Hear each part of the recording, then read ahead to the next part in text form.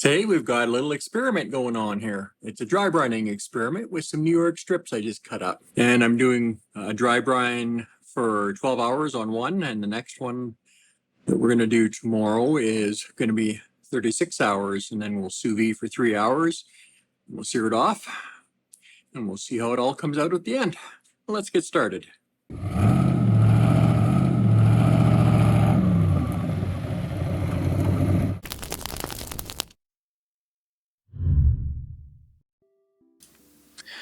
So here we are with the steaks just taken out of the fridge. They've been dry brining overnight, of course. So I'm just using a good quality freezer Ziploc bag, since I don't have a vacuum pump or a vacuum machine. So we're just putting this nice steak in here. I rolled the rim up so the zipper didn't get contaminated. So we're going to use the water displacement method, and that's going to get the air out of the bag.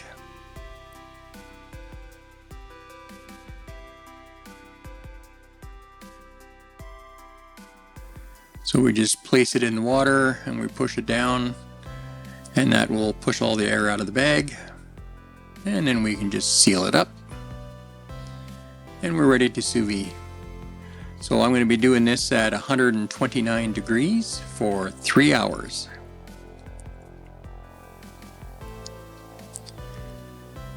Now the reason we're doing 129 degrees is that gives us a little room so that we can actually sear it without it overcooking. And that'll bring us up to our perfect 135 degree medium rare. So I've got my nice thick bottom stainless steel pan here. We're turning the burner on high, and we're just going to put in some tallow. Now we want a fair bit of tallow because we need a nice thick interface of fat between the meat and the pan. That way it gets into all the nooks and crannies and browns everything evenly.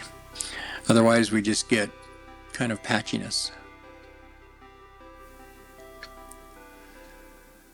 So I've just got a little paper towel down there, and we're taking this steak out and just catching some of that water that's coming off the bag. Now I can't stress enough how important it is to pat this steak dry. So we've got to get all the moisture off the surface. If we don't get all the moisture off, it's actually going to steam the meat, and then it's going to wind up overcooking and not really browning. So we have to take our time, go over it several times, make sure it's really dried off. And we're going to do the edges as well, because we want to sear all surfaces of this steak. We want to get that fat cap nice and rendered.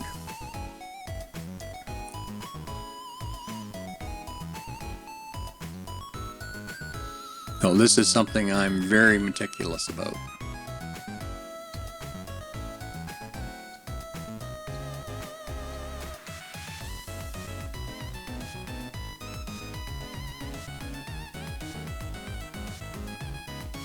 Now we're just waiting for the pan to finish heating up.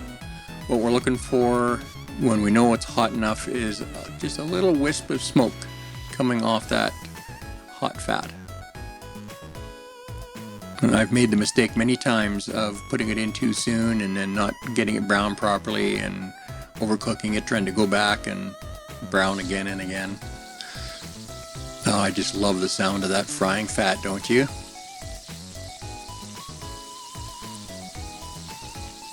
So I've cut a lot out of here. This isn't real time, so I'm just kind of showing you that I'm doing all the sides.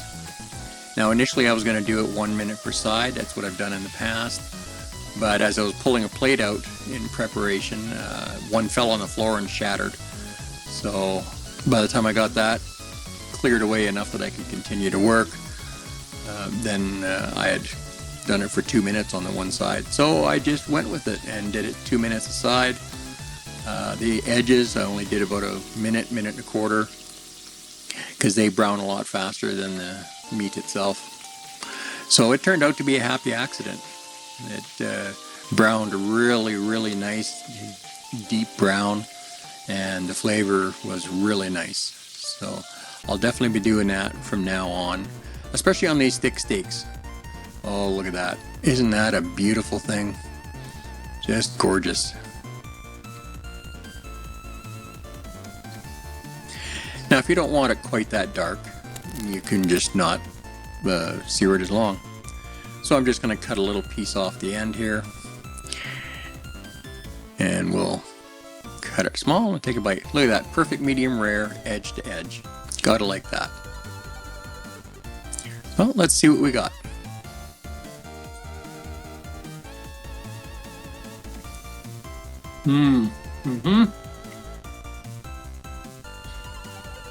Wow, beautiful flavor, nice and juicy, and way more tender than if I just did it in an air fryer or fried it on the grill or something. Incredible. The salt flavor, I'm not sure if it went all the way through the meat or not. It was mostly there, but I think it could have been a little bit better. This is what we're hoping to prove with this test. We'll see in a little bit when I do the next one tomorrow morning. Here we are on day 2. So this is the steak that actually dry brine for 36 hours, or just a little under, I guess. Now I'm adding another element to the experiment, because what you didn't see me talk about yesterday was when I ate that steak, I discovered that parts of it were still a lot tougher than I would have liked. Some of it was really tender, as expected, but some parts of it were really tough. And I'm not sure exactly why. Maybe it had something to do with the particular cut. I mean, it was on a really good sale, you know, the piece of strip loin that I cut down. So that might have something to do with it. Not really sure. So I decided on this second one to sous vide. Instead of 3 hours, I did it for 6 hours. And we'll see if all of it is a lot more tender this time. So I've got it out of the sous vide bath, and it's ready to be pat dry. It's rested for a few minutes. Let's see how it turns out. So once again, we're just patting this dry. I've already put the sous vide stuff away. Didn't need to show you that stuff again. So once again, I'm just being very careful and meticulous, making sure all that moisture is gone. And I was just checking for a little gristle, deciding if I was going to cut it off or not. Ah, there we go. That beautiful sound of steak frying in a pan. So I'm being careful and looking at my watch and timing this for 2 minutes aside.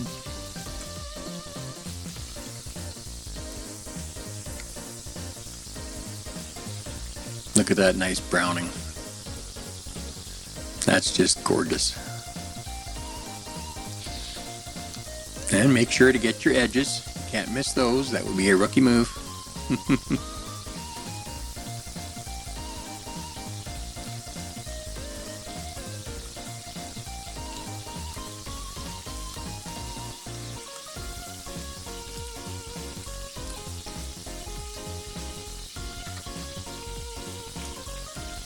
Oh yeah, coming out just the way I like it.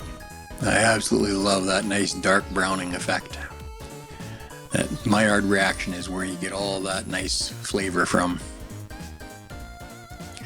Now, a little bit of the fat got a little crispy, but that's actually the way I like it. So if you don't like it that dark, just don't put it in for quite so long. So we rested for 11 minutes. And now we're going to cut a nice chunk out of the middle and cut it into bite-sized pieces. If you've watched my other videos, you know I've got false teeth, so I can't take very big bites. And look at that, perfectly medium rare once again, edge to edge. That's why we only cook it to that 129 degrees. By the time it sears and rests, it brings it to that perfect 135 degrees Fahrenheit.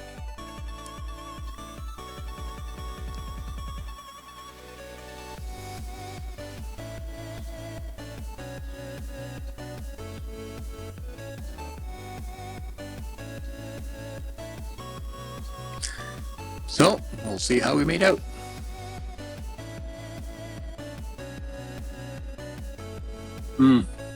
Wow. So I'm just going to grab another bite here.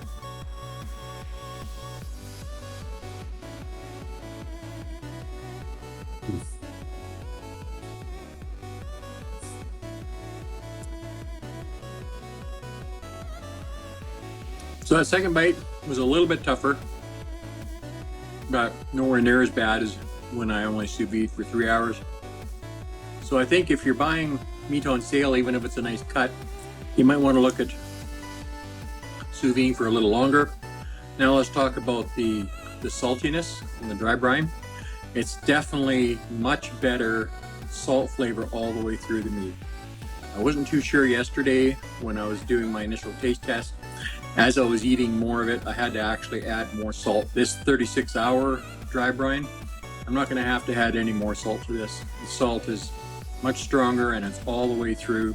And if you're a carnivore, you're probably going to appreciate that heavy saltiness like I do. So if you enjoyed this video, please make sure to like and subscribe and hit that notification bell so you catch the rest of our videos coming out. Thanks for hanging out with me today.